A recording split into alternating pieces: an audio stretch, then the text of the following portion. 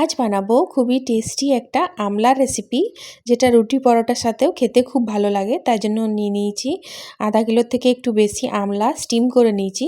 Steam করে আমলাগুলোকে ছাড়িয়ে নিয়েছি, বীজটা ফেলে দিয়েছি। তারপরে একটা কড়াইয়ের মধ্যে দিয়ে দেবো 2 চামচের মতন সাদা তেল, কিছু ফোড়ন দিয়ে দিয়েছি পানময়ূরি, মেথি, কালো জিরে, আজওয়াইন আর কালো সর্ষে।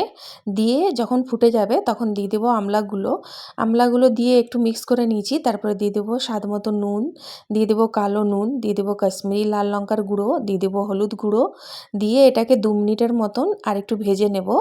তারপরে আমি এটার মধ্যে অ্যাড করব গুড়টা আমি নিয়েছি 1 বাটির মতন। আপনারা চাইলে একটু বেশিও দিতে পারেন যদি বেশি মিষ্টি খেতে চান।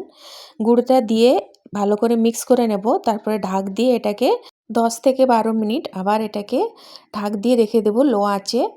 তারপর দেখবেন গুড়টা পুরো মেল্ট হয়ে যাবে। তারপর এটাকে ভালো করে আবার মিক্স করে নেব।